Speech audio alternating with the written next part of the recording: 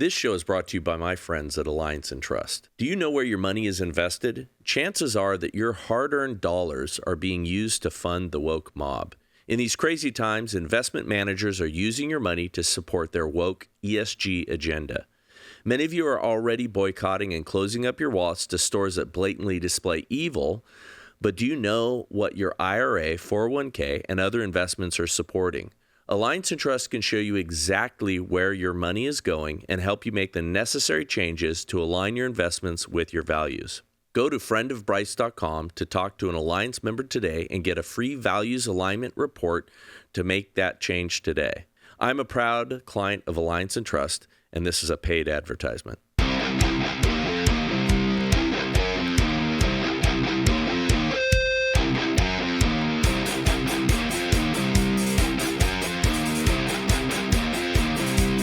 Welcome to the Bryce Eddy Show. We are going to be having a fantastic show here with Mark Fitzpatrick of Old State Saloon. Old State, Mark, causing trouble, and we're going to talk about it today. Not that much trouble. Thanks. I'm happy to be here. I appreciate your friendship and the fact that we get to do this live in front of an awesome live audience at Old State Saloon. It's an honor to be on your show. Yeah, excellent. Well, thanks for joining me, and let's have some fun. Sounds good. We are going to be tackling something that I think is pretty difficult, and that is kind of what our churches are doing in today's day and age. And I think that we are having some issues a little bit with people not understanding the times that we're in and not seeing the sign of the times that we're in. And it became very obvious, and I think you guys in this room and the people that are watching, I think we're well aware of what happened during COVID. I think most of you experienced just this awakening, recognizing that our liberty was sort of an illusion or a thin veneer. And we saw that become apparent as they shut down our churches, as they shut down our schools, as they sent everybody home and played some of those games. And so today we're going to talk a little bit about that as a subject, but especially when it relates to what Mark went through here in his own church. And we're going to have to thread the needle a little bit because some of this stuff is I think, difficult, and we want to support the bride of Christ, and we want to be super humble when we're tackling the fact that many of our churches have failed us. I'll have you, Mark, kind of set up first for those in my audience who don't know you. Obviously, this crew does, but I would love to get your history, your bio, background, how you came to be here in Idaho, and how you became to be such a rabble-rouser. And Well, thank you. I appreciate your friendship and getting to know you the past few months, and that's been awesome. This is the second time I've been on your show. First time during Heterosexual Awesomeness Month, you had me on, which was there's some heterosexuals here, I can tell. And so. Yeah, so what we moved here from California about 6.5 years ago. My family did, and we had been living, in SoCal, and I had been a police officer for 15 years, and I had my own businesses. I found out God wired me to be pretty entrepreneurial, and there was this point of time where a perfect set of circumstances seemed to happen. That made it really clear that we were supposed to move to Idaho. One of my businesses completely collapsed. I had to lay off all the employees, and it kind of left me and my family in a position where we weren't compelled. We didn't have the responsibility to be located in Southern California anymore. And for me, I had always disliked many things about Southern California: the politics, the quantity of people, the evil, the problems that were happening with kids and schools and laws and vaccines and everything else. And it was just a future that didn't look good, especially as I was concerned about things like the pandemic or 2020 coming. So I had been looking for a place to go and move, and at the same time, I convinced my wife to let her take me out here. We looked around, we loved it in Idaho, but we weren't sure about moving here. And so we went home and prayed, and actually this is part of the story, is 3 months later, our church in California decided they were going to plant a church in Boise, Idaho area, and that church in California is Compass Bible Church in Aliso Viejo, and so they decided to plant a Compass Bible Church in this area. Currently they're in Meridian. And so that was, once they said that, we knew, we had already been here, we had already been praying about it, so we knew this was for us, and we joined the planning team for the church there, and we prayed weekly for this church to be planted here, and we're together with the pastors and the pastors that were going to be leaving that church and coming here. So we were just part of that whole planning process, and we were one of the first few families that ended up moving here in May of 2018. And man, every day I'm thankful to be here. I love it. I love being in Idaho. It's a great place to live, and I feel very much now, after everything that's happened over the last several years, I feel obligated to try to do my best to keep Idaho and to actually increase Idaho of being a more moral and God-honoring place where you have constitutional conservative ideals. So that kind of, sets us up here. We moved here, and we hit the ground running as far as helping plant that church. And it actually started by meeting at our house in our shop on Sundays. And over, I think it was a 3-month or 4-month period of time, the people who gathered on Sundays, that number was well over 100, I think 125 people, which starts to get a little bit too big for a house. And so eventually that church, the church found a place at a middle school gym and started going in, I think, what was that, early 2019. So I want to stay on something really quick, and that's Idaho and the work that you're doing to keep it Idaho. Excuse me. I think, again, people in this room, we're kind of preaching to the choir a little bit here, but I don't think people living here right now totally understand the threat that states like Idaho present to the current administration and the globalists that would like to see us all as their serfs. Right now, if you are paying attention at all to local politics, there is a dramatic push to upset the balance here and destroy our voting system, ranked choice voting being the avenue that they're using. And so, many people that live here or moved here, hey, this is a nice place. Many of us from California, where California hates its citizens. We've come here because, it's beautiful, it's wonderful, the people are nice, you feel all that. Well, there's an all-out attack on this state right now from within and from NGOs that have come here just in the last couple of years in order to undermine the fact that this is a red state. So I'm imploring people to be involved. And you got involved, and I think... I don't see you as a guy that's seeking glory and fame, but we're going to get into some of this in a little bit. But I know that that's been levied against you because you've been so outspoken and you've done things like the Heterosexual Awesomeness Month and all that stuff. But you don't strike me as a guy that's desperate for attention. Is that true? No, I don't.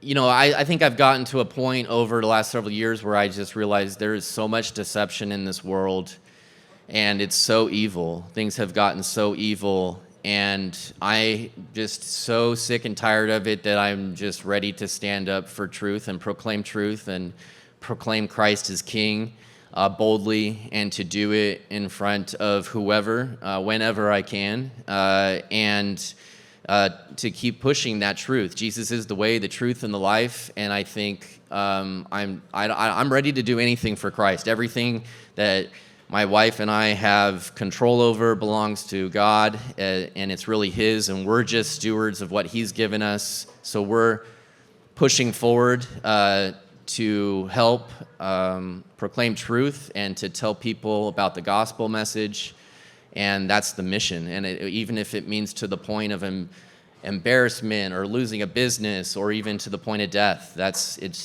I'm 100% sold out. Yeah, well, and I think we all should be in whatever way and whatever capacity we can. Not everybody's a William Wallace, which I like to remind him got eviscerated and disemboweled at the end. But not everybody has that attitude, hammer in search of a nail sort of a thing. But everybody needs to stand up in some way, even if it's small. I used to remind people during the times of COVID that just being irritating and not easily complying to like masks and things like that is a small way that you can protest. Again, not everybody has a confrontational style or that kind of bold courage, but at the very least, we need to make it hard for them to suppress and oppress us. It's the grasshoppers versus the ants, if you ever saw A Bug's Life. The grasshoppers cannot stand up to us all, but yet in COVID, we did that. We just sort of fell down and fell over, and our churches were principal in that. I came from Godspeak Calvary Chapel in Thousand Oaks, Rob McCoy's church, and we were one of the first churches in California to boldly stand against what Newsom was doing in the state and what our local politicians were doing. We amassed hundreds of thousands of dollars in fines.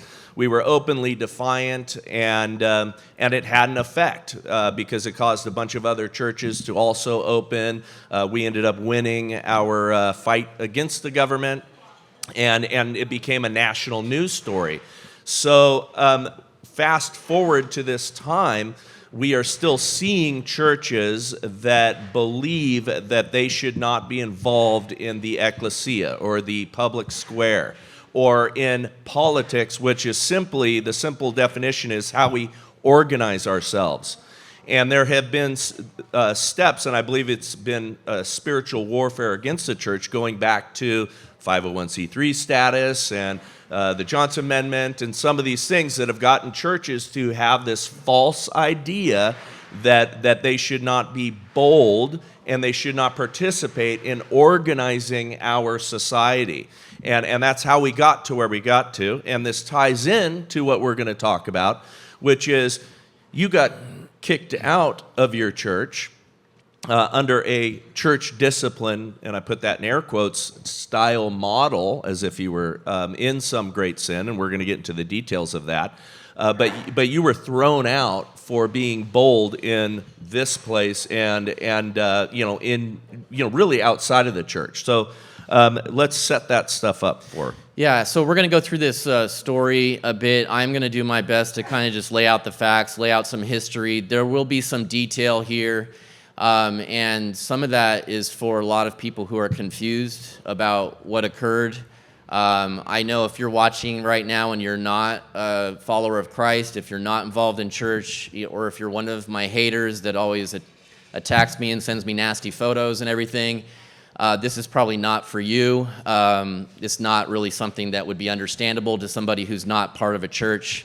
But what ended up happening, the short story is that we were having events, or I host events here in this saloon, similar to like what we're doing today. They're in front of a live audience, and I would bring a presenter in for a presentation on all kinds of different topics, and it could be religion, it could be politics, it could be health.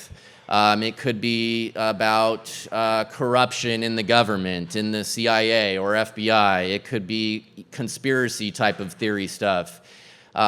We've got somebody coming up on the schedule about child trafficking and treason and the government-funded trafficking, which will be here in the next few weeks that we'll be showing. But it's these type of things that we'll bring somebody in to present on.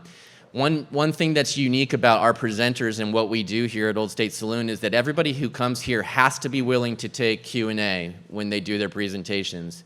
And that's what we will be doing today. So if you whether you're here in the audience, there's the phone number up there that you can text, or Sean will go around after the fact with a microphone. If you would like to stand up and ask the question on a microphone, that'd be great. Or you can text a question in if you want it to be anonymous. But the point is that when we do events in here, that we're here to gather together and look at real people in the face, in the eye, and have a conversation and ask questions and challenge things. And that's how you start to develop the talent of discerning between what's real and what's not real, and what's evil and what's not evil, and hearing other people discuss from their angle and the way that they see it.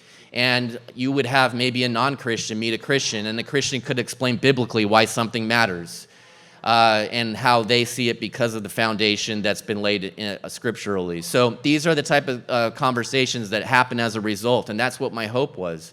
And we had several of these events scheduled, and after a while they were getting more and more popular, and we had some scheduled, and I got an email that said, from the pastor, Pastor Ben, at Compass, and he said that he was concerned about these or about the events that we're having, that they are dangerous and divisive.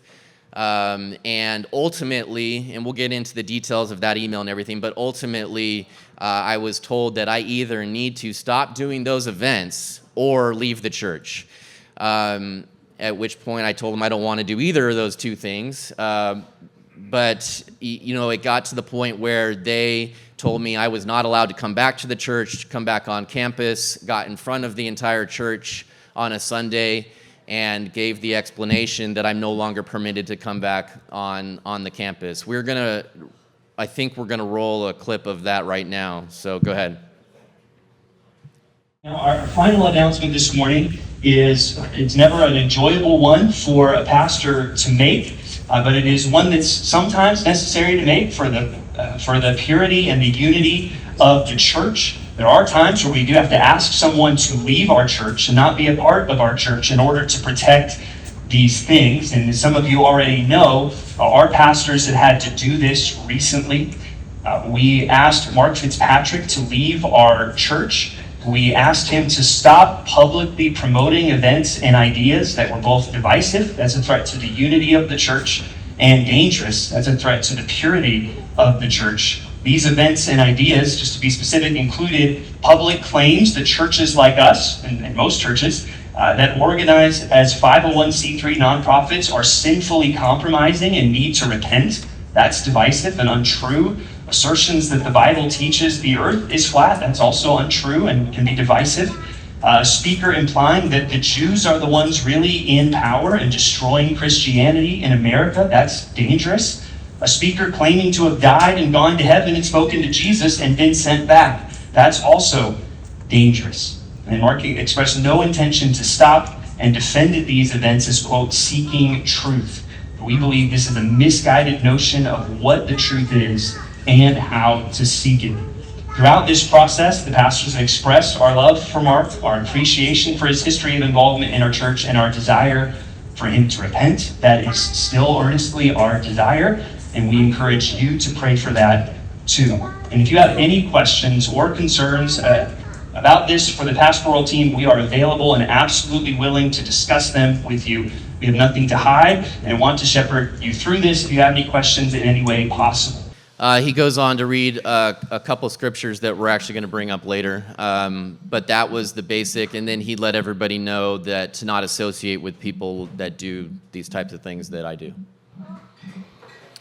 Yeah, so I have several problems with that, and of course we're going to get into the details of it, but the church discipline model is not to be used for somebody you don't like. That's not the express spirit of it. That's obviously not what it's about. It's for people who are in unrepentant sin that need to be disciplined. And there's a exacting model that you go through when you go to them privately, go to them in a small group before you ultimately land on this. You had, because we've talked about this in detail, and you gave me, detailed notes, and, we've been kind of working through this in real time because this has been happening since I've been here. But you repeatedly asked for them to sit down with you on a regular basis and go through some of these things and go through their objections. I want to be charitable to them because, I mean, I understand people who, make you uncomfortable, push you a little bit, and pastors or people who are, involved in any kind of church leadership certainly get people that can be rough to deal with, and hard and all that sort of stuff. And so I want to be charitable in that sense that, them being uncomfortable with you being a salty former cop that's willing to be this bold. I mean, that could make someone feel a little bit like, okay, man, I don't want to deal with this. Fine. There's a different way to handle that than a public church discipline and excommunication, right? Yeah, I agree. Just to clarify, I didn't ask to meet numerous times and sit down regarding what they ultimately charged me with and excommunicated me with. That was one of the things that was actually kind of surprising, was how little meeting and discussion happened before they made the decision to do that.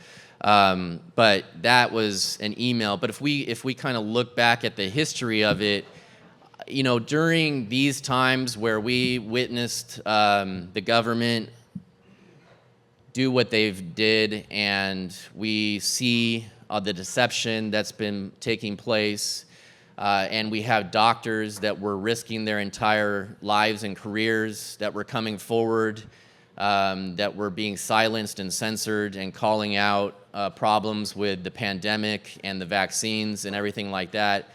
It definitely became a world that I was going to be much more suspicious of anything that came from the government or from big anything. And it was time to start doing research and to look into those things so that we, the people, can be educated enough to make good decisions about those things. And I think that that's just a divergent path from the leadership of the church as far as what they were doing.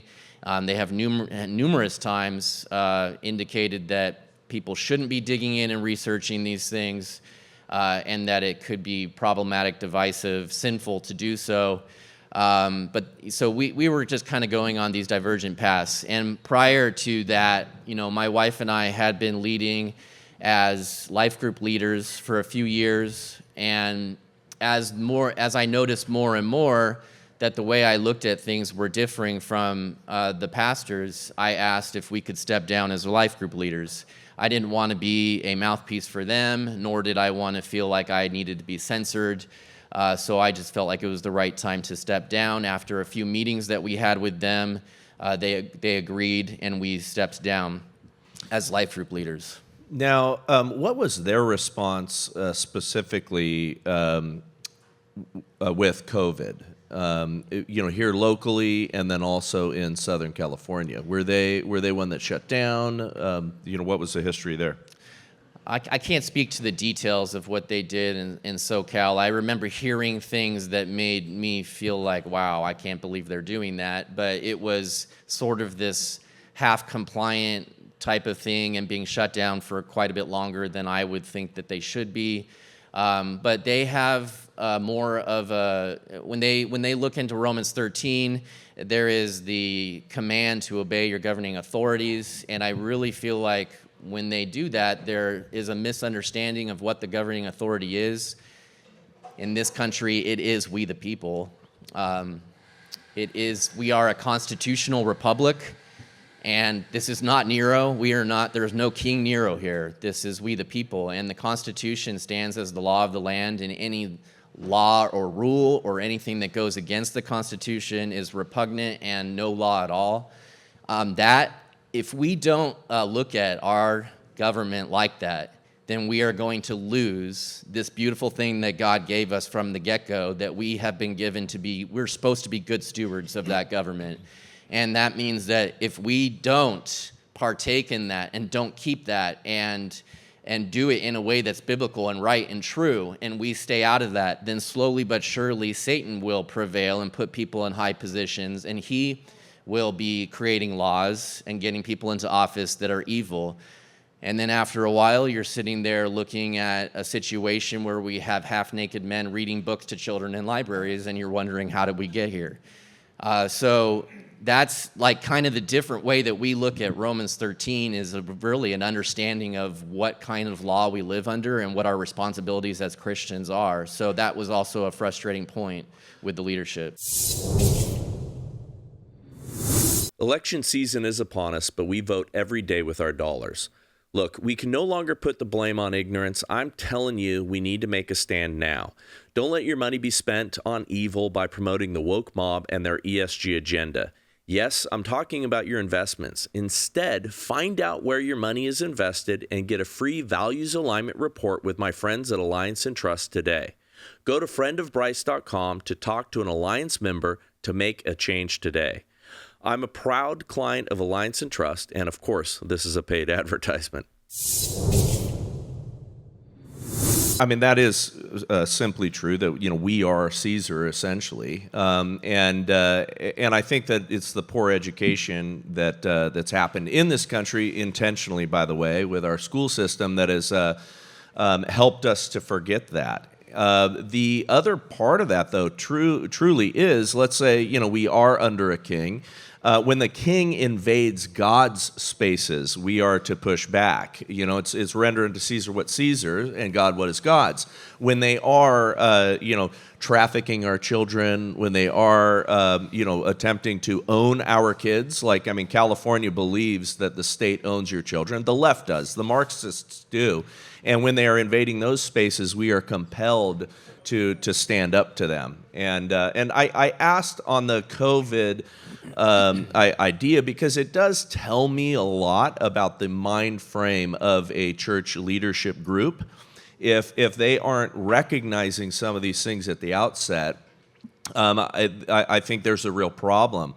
When we stayed open in defiance of the government, our greatest critics didn't come from the left. They came from our neighboring churches. The pastors, all of a sudden reviled and hated us and disinvited us to things and would not let us, fellowship with them at this special Easter event that was being held a year later, after the large part of the lockdowns were over. I mean, there was all kinds of things that did that because we stood up and we stuck out. And that's something that I think we all need to be reminded of, because if you don't think that's going to happen again, like under a Harris administration, they are going to double down on all sorts of things. I mean, I hope everyone in this room understands how vital it is for us to fight against that and participate in winning, so that we can hopefully hold back all of the hordes that are emerging from hell right now. Yeah, I mean, I would say that our church locally did pretty well, opened up pretty quickly, and, we had a large group of people who were paying attention and researching and recognizing the deception out there, and were pushing forward and saying, no, we don't want to wear masks, and we don't want to do this, and we want to gather, and we want to gather inside, and this is not something that we want to bow down to and change everything on. So it was pretty good. There are little things here and there that I could nitpick, but that's all. A lot of it's hindsight, and if we could go back and do things again, we might do things differently. And some of it's not really relevant to today's conversation, I don't think. But so after we stepped down from being life group leaders, we continued in our life group for another year or so, and it's just the type of thing where I feel like people are going to the life group, the families are going to the life group, and I kind of joke around about it where it's like you're driving there and it's like, okay, we're going to life group, this is like who we live life with, and this is amazing, and we can be open with them and talk about the most important things, but just make sure you don't talk about politics. Oh, and don't talk about what we were talking about, the giants in the Old Testament, because that's just a sore subject there. And don't talk about this, and don't talk about that. So it just kind of, after a while, to me, with the massive amount of deception and things going on in the world, that we weren't able to tackle those types of things, and instead wind up with questions where hey, a lot of the times it's the same answer. They're good answers and they're good things to discuss about reading the Bible more and keeping eternal perspective and things like that. But it was kind of the same thing, and it was, seemingly censored. So